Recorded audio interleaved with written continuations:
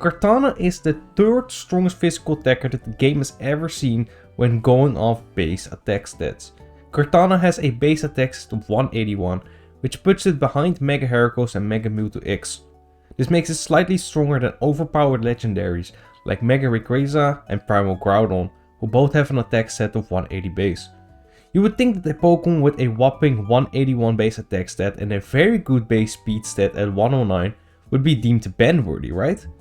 Well, actually no. Kartana turned out to actually be a balanced Pokemon in both Gen 7 and Gen 8 competitive singles. It's a very strong Pokemon for sure, but not the broken overpowered thing you might think it is at first glance. So why is that? As already mentioned earlier, Kartana has insane offensive stats. On top of that, Kartana also has a very high base defense stat at 131 base. While not as relevant as the offensive stats, this high defense stat and its great defensive typing with Grass Steel, also matched by a defensive staple in Ferrothorn, allows Kartana to easily tank hits from common physical attackers like Landorus T, Weavile and Excadrill, making it an excellent semi-check to these Pokemon while being able to threaten them back.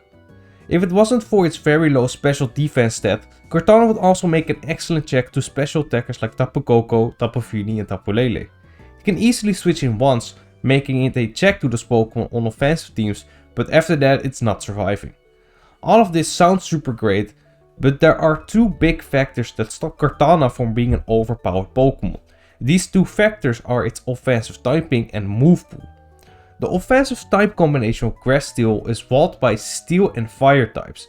Grass and Steel are also easily walled on their own, as Grass types get resisted by 7 separate typings and Steel by 4 typings, including the aforementioned Steel and Fire resists. This problem is even worse due to Kartana's stab moves being pretty mediocre. Its strongest stab moves are Leaf Blade and Smart Strike. While Leaf Blade has a great base power of 90, Smart Strike is capped at 70. When compared to a Pokemon like Urshifu for example, which has 2 stab moves with a base power of 112 and 120 respectively, the base power of Kartana's stabs are suddenly not very impressive. This is why even though Steel can hit a lot of grass resists for neutral damage, it doesn't do that much damage anyway. For example, a physical tank like Tangrowth only takes 40% max from a choice banded Smart Strike despite being neutral to it, and can force it out with moves like Focus Blast, Knock Off and Hidden Power Fire in Gen 7. Kartana's coverage, while decent, is not enough for it to overpower the metagame.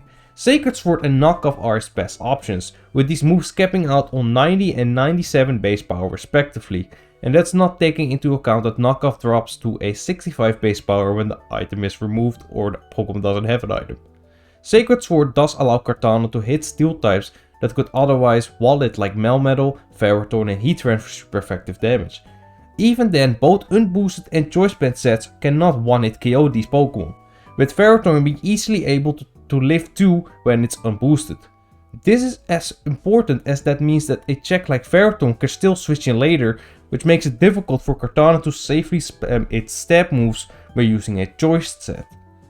Knockoff is another strong coverage move that is mostly there for the power and the utility and to hit most flying types for neutral damage.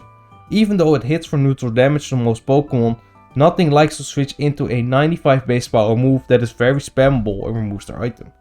However, with that being said, Kartana can use Swords Dance to boost its super high attack stat even further. This allows it to break through or severely damage Pokemon that could otherwise check it.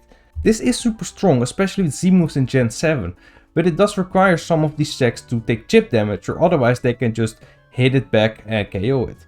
The downside of Swords Dance is that Kartana can be easily revenge killed after by Pokemon like Dragapult and Choice Scarf Tapu Lele. The same goes for Choice Band sets, but those have more immediate power and do not lose a stat boost by switching out. Choice Scarf is also an option, making Kartana very fast and a dangerous late game sweeper that can easily snowball with its ability Beast Boost, as it raises its attack stat on a KO. It does come at the cost of a significant power drop compared to Choice Band and Swords Dance set. What I also want to note is that on Swords Dance sets, Kartana usually doesn't even run Smart Strike, which goes to show how weak it is as a stab move. It rather uses Knock Off and Sacred Sword as coverage options.